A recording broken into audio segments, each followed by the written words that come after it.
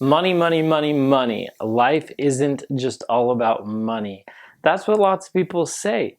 And I would agree with them, although I would also agree that the statement could be turned around. Have you or anyone you known personally been affected majorly by a financial situation? Maybe they didn't have money to buy their groceries, or they didn't have money to pay their next month's rent, or they were behind 2.5 months on rent.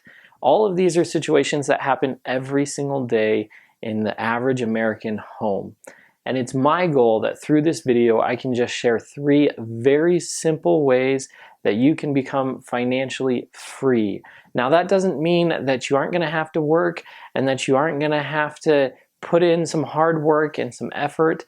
You're going to have to do those things. But through these 3 simple steps, you will be able to have an emergency fund set aside, have all your debts paid off, as well as have money invested and earning more money for you as you're doing nothing. Cheetos! $1 million. Think about it. Would you get knocked out for $1 million? This is your quick and easy stimulus update, stimulus check update, financial update, and all the updates. Let's go. It's said that the average American doesn't even have $500 for a financial emergency. So the very first thing you can do is set aside an emergency fund. Now, I would recommend at least $1,000 set aside for this emergency fund to be able to replace anything that breaks in your home that needs to be replaced immediately. Or maybe you have a car breakdown and your car is how you get around town, or you have a healthcare emergency that you need to cover. You need to have money set aside for those emergencies. Now, this isn't for an emergency to go out and see a movie or go out and buy a brand new pair of shoes. It's set aside for those very specific emergencies that can cause life-threatening problems if you don't fix them, or you might lose your job if you don't fix it. That's an emergency, and you want to have an emergency fund set aside for those purposes. Maybe $1,000 is a little high for you right now. Maybe you need to start with $300 or $500 and work your way up to $1,000. But I promise you, with that emergency fund, it'll give you the peace of mind knowing that you have money to cover whatever may come, whatever winds may blow in your life, and you can cover that expense. Next, after you have that emergency fund set aside, you want to be able to put away money to pay off your debt. You want to set aside a specific amount of your paycheck each time you get that paycheck bi-weekly or weekly or monthly, and you want to say this portion of this check is always going to go to paying off that debt. Now, this is where things can get interesting. If you have a debt that's 2, 3, 4% interest, you can actually wait to pay that off and start investing that money right now instead. Because your money, if you throw it in the S&P 500, it's going to average over 7% a year after inflation is accounted for in that. So with inflation accounted for, you're going to make 7% a year, and say you're losing 4% from your loan that you have, you're still profiting another 3% on your money rather than paying off that debt. Now, if your money is like 5, 6, 7, 8 or higher percent, you definitely want to start paying that off immediately, as that interest will rack up quickly and you may not be able to catch up on that loan later on down the road. Again, lower interest rates, you might want to hold on to those debts and start investing sooner, because as that money has more time to stay in the stock market and make you more money, those last few years of compound interest are key when you're investing that money over 30, 40, 50 years. That's where you're going to make the most money, is in those last 5 to 10 years. You do want to be careful with taking on more debt. You don't just want to say, I can afford this payment, so I'm going to be able to afford this new car or whatever it may be, or a new house, just because you can make the payment.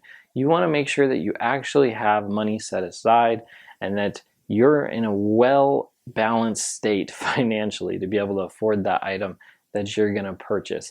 Now, only you can really understand that and know where you're at, or a financial advisor, which I am not either of those. I'm not you or a financial advisor, but make sure that you're cautious, you're careful not to go out and just say, I can make that payment so I can afford it. Because that's not always true. That doesn't mean we can afford it just because we can make a monthly payment on it. Now, with investing, as I mentioned before, a wonderful place to start is with the S&P 500.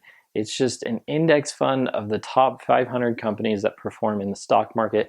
It's a very good way to get a well-diversified portfolio that, like I said, is going to average a 7% growth year over year for the last 100 years. It's done this after inflation has been accounted for already. So that's 7% profit for you. And if you leave that in there for 30, 40 years, you are going to have over $1 million for sure if you're just putting in a couple $100 a month even, or even as little as $100, $150 a month. You can have tons of money by the time you are ready to retire.